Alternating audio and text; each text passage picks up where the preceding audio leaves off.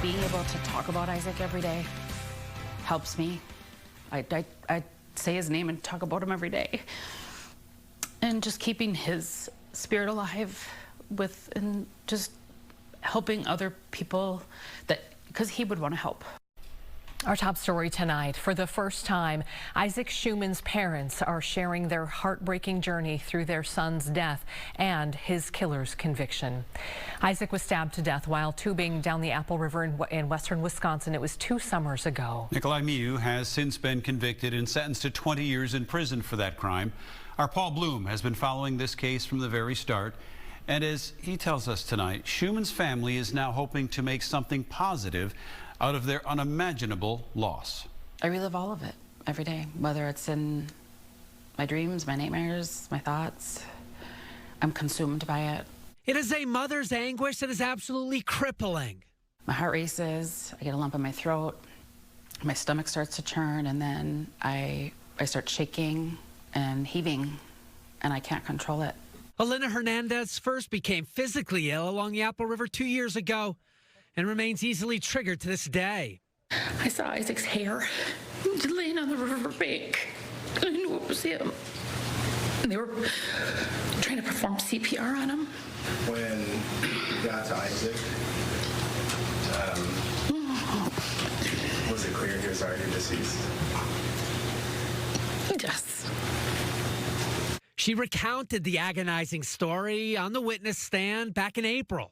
Just the anticipation of the trial was really hard, but then realizing, that we were going to see that video so many times. That video, 3.5 minutes, recorded by one of Isaac's friends on his cell phone, ultimately helped investigators arrest Nikolai Miu for homicide.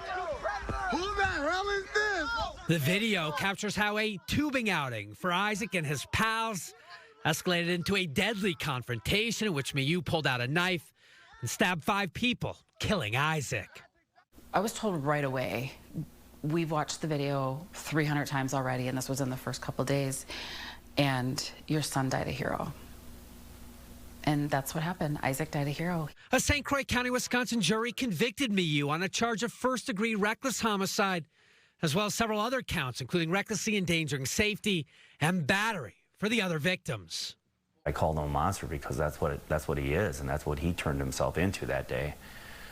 I don't give a what he was before that, but the monster came out, and so did that knife, So he could have been the adult and walked away, any time, and he chose not to. Just last week, the family and prosecutors asked the judge to impose a sentence that would keep Miu in prison for the rest of his life. Instead, Miu was sentenced to 20 years. It's very disappointing.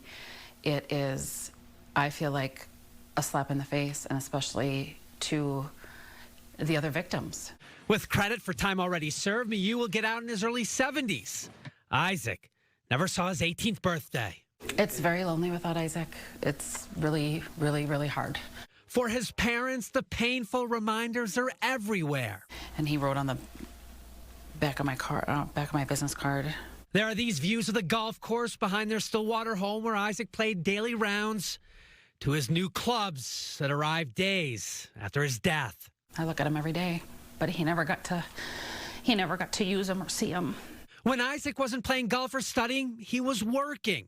Isaac started his first business when he was about 10.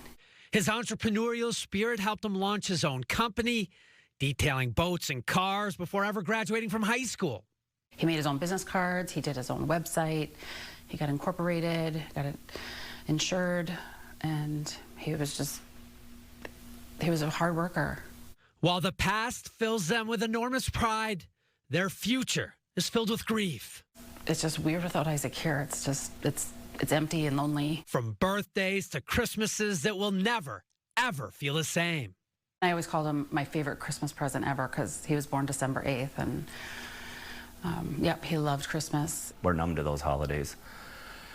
And it's sad because, we still have a family and we still don't see each other in that sense because there's that big of a hole. I talk to him every day and ask him to help guide me because I feel lost without him. That was a really, obviously, difficult interview to do. I've spent several months kind of building up a rapport and a relationship to get them to open up about their son. Obviously, their world has been turned upside down, and they really remain upset and angry about that sentence that was handed down last week. They just did not feel 20 years was enough, and the way the judge stacked it concurrently, so they kind of put all the victims' years into Isaac's sentence. They really feel the other victims here were shortchanged on that day.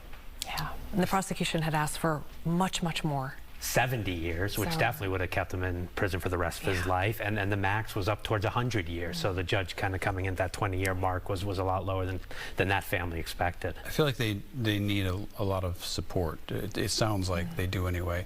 Are they getting that from the community, from family, friends? They are, and they are so grateful. I know we have a story kind of subsequently coming up here where we'll talk about the foundation they launched in Isaac's name. That means so much, and they, you'll see in the video coming up here how many people came out in the rain today to support them, and Isaac's friends are still around that group of kids. We've seen them at sentencing. We've seen them, at the house, and then I know that means a lot to the relationships they're able to keep with Isaac's friends. Yeah, they've been robbed of so much. Thank you, Paul. All right, appreciate it.